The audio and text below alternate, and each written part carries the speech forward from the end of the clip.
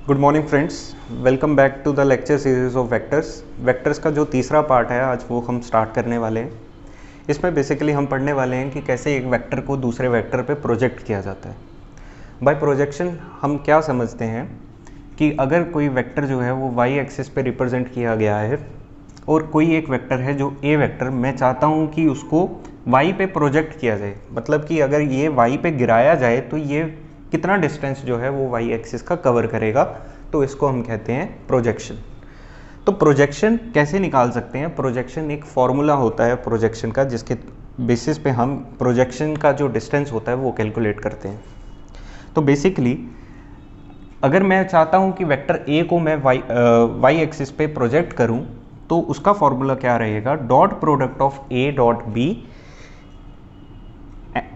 Over magnitude of B का square into B vector. अगर मैं इस फॉर्मूले का इतना सा पार्ट देखता हूं तो ये बेसिकली क्या है? Scalar projection. अगर साथ में वेक्टर को भी डाल दिया जाए तो ये बेसिकली एक वेक्टर प्रोजेक्शन का फॉर्मूला बन जाता है। Now let us try to understand इसको क्वेश्चन में अगर ये आ जाता है तो कैसे हम ये क्वेश्चन सॉल्व कर सकते हैं। Let us take an example कि हमें एक वेक्टर ए है उसको प्रोजेक्ट करना है वेक्टर बी पे। तो उसके कोऑर्डिनेट्स जो हैं ए वेक्टर के और बी वेक्टर के हमें बताए गए हैं। तो we know the formula of A dot B over magnitude of B का स्क्वायर इनटू बी वेक्टर। तो इसके लिए हमें फॉर्मूले में हम देख सकते हैं, तो हमें तीन चीज़ें पता होनी चाहिए। एक तो dot product of A and B and magnitude of B का स्क्वायर, साथ में हमें पता होना चाहिए वेक्टर जो कि हमें दिया गया है। तो ए डॉट बी जो है वो किस तरह से सॉल्व करते हैं?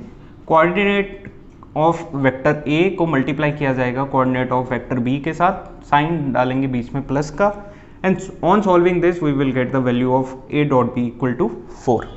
साथ में मुझे चाहिए नीचे मैग्नीट्यूड ऑफ बी उसका स्क्वायर। तो वी नो कि मैग्नीट्यूड ऑफ वेक्टर कैसे निकालते हैं? By this formula. अब अगर इस रूट को इधर शिफ्ट किया जाए तो ये बन जाएगा बी का स्क्वायर। तो हमारे पास फॉर्मूला बन जाता है X square plus Y square plus Z square. तो जब मैंने वैल्यूज पुट की, बी वेक्टर की जो कोऑर्डिनेट्स थे उनकी वैल्यूज यहाँ रख दी, तो आंसर आ गया मेरे पास 6। तो बस अब फॉर्मूले में जो वैल्यूज पुट करेंगे और सॉल्व करेंगे, ये 4 और 6 कट जाएगा और 2/3 आ जाएगा। देन इनको मल्टीप्लाई करना है 1 से भी, -2 से भी और 1 से भी।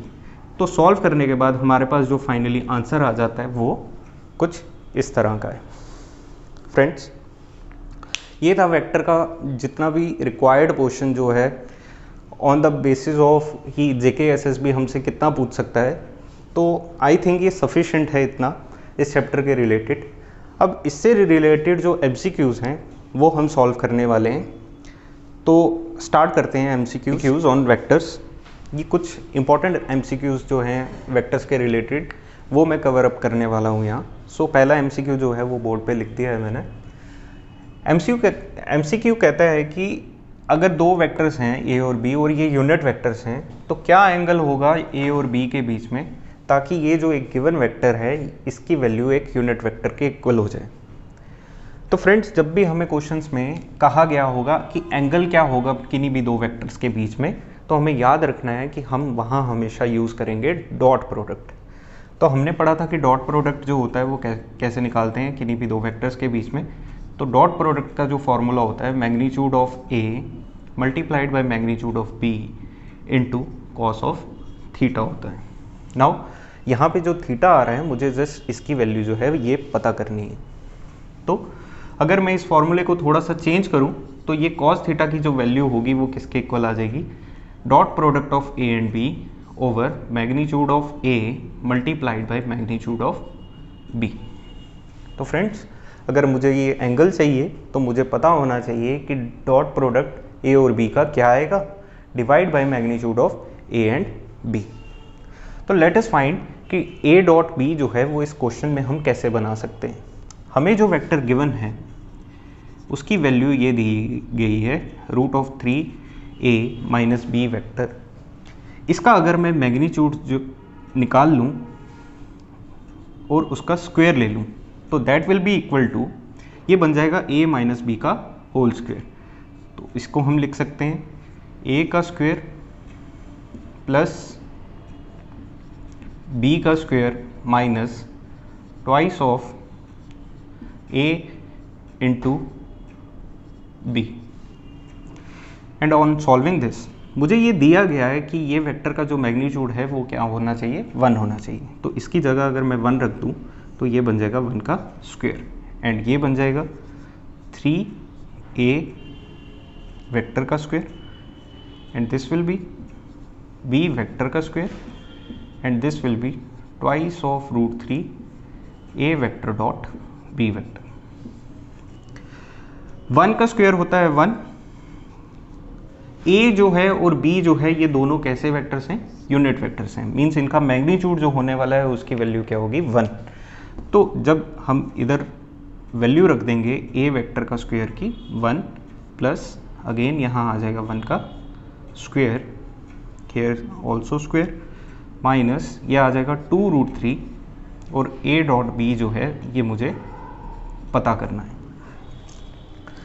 देन आई नो 1, ये बन जाएगा 3, ये आ जाएगा 1 माइनस 2√3 a डॉट b,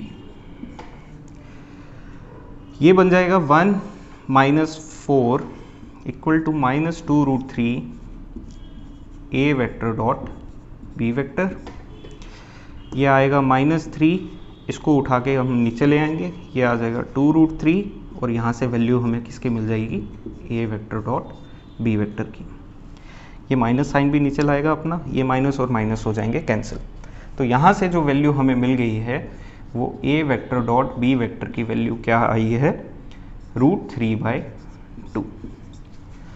हम इसको रैशनलाइज कर देंगे, √3 से नीचे भी मल्टीप्लाई करेंगे और ऊपर भी मल्टीप्लाई करेंगे, देन 3 और 3 कैंसिल हो जाएंगे तो ऊपर रह जाएगा √3, तो ये आ गया √3 और ओवर में आ गया 2। तो a डॉट b वेक्टर का वैल्यू आ गया √3/2। नाउ अगर हम इस फॉर्मूले में वैल्यूज जो हैं वो पुट कर दें तो cos थीटा की वैल्यू क्या बन जाएगी, √3/2 over magnitude of a is 1, क्योंकि ये क्वेश्चन में दिया गया है कि a वेक्टर और b वेक्टर जो हैं वो क्या हैं, यूनिट वेक्टर्स हैं, तो दैट मीन्स इनका मैग्नीट्यूड जो होगा वो क्या होगा, 1। तो यहाँ पे भी आ जाएगा 1। नाउ cos थीटा जो होगा वो किसके इक्वल आ जाएगा, √3/2। फ्रेंड्स हमें थोड़ा सा यहाँ ट्रिग्नोमेट्री का कुछ एंगल्स की वैल्यूज जो है वो पता होनी चाहिए। तो वी नो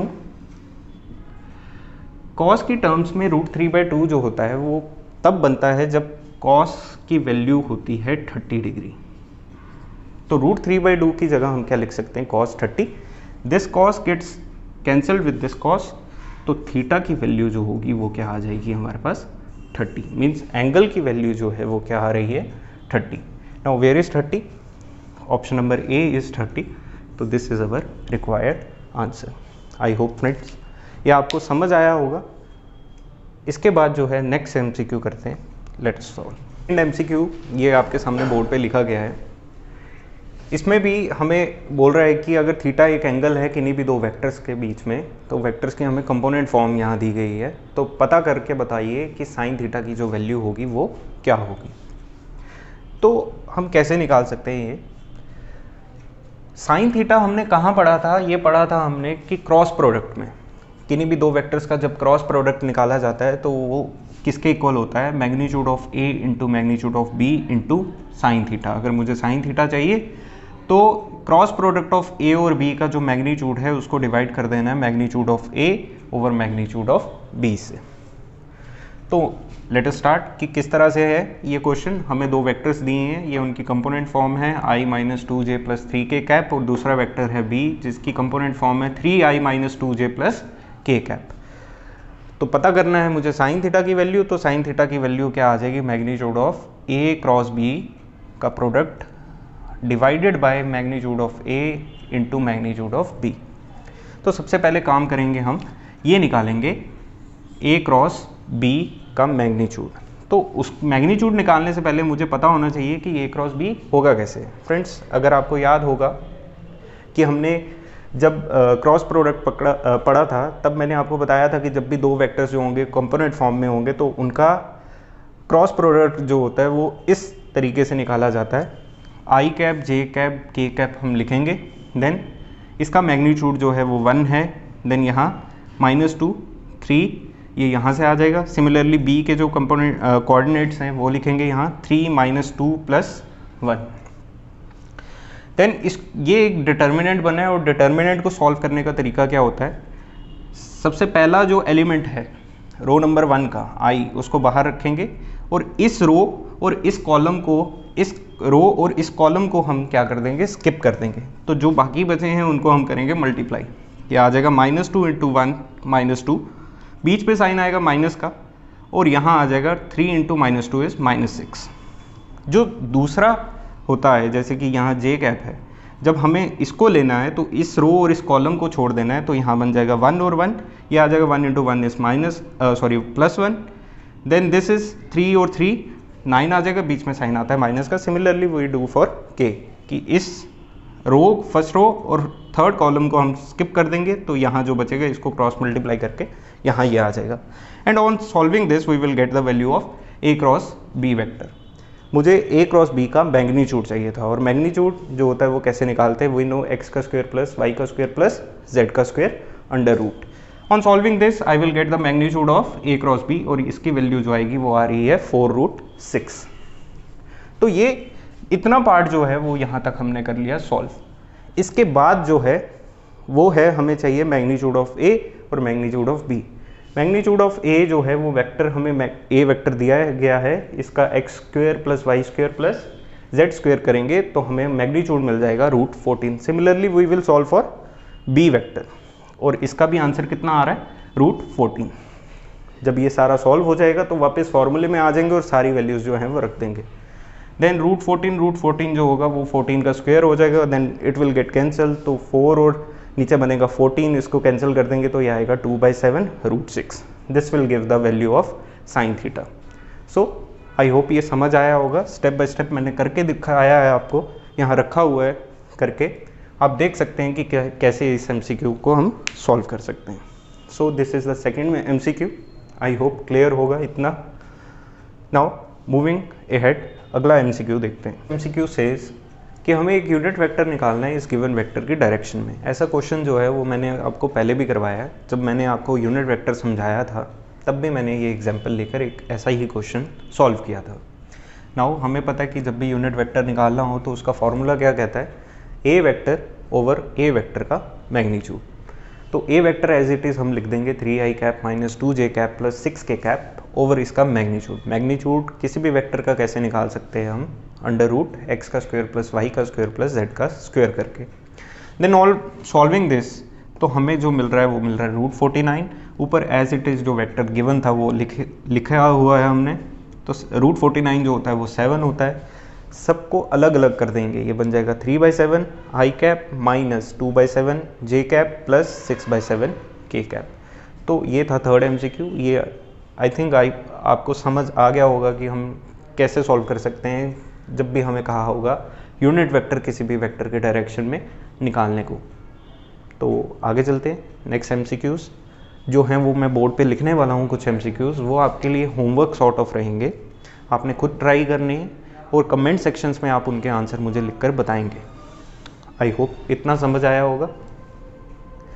वेक्टर का पोर्शन यहीं हम ख़त्म करते हैं। नेक्स्ट वीडियो जो होगी वो एक नए टॉपिक पे होगी। आई होप आपको वेक्टर्स जो होगा मेरे तीनों लेक्चर्स को अगर आप कंटिन्यूसली देखेंगे तो आपको समझ आ जाएगा, और उससे रिलेटेड जो MCQs मैंने करवाए हैं आई होप आपको समझ आएंगे। Thank you for now.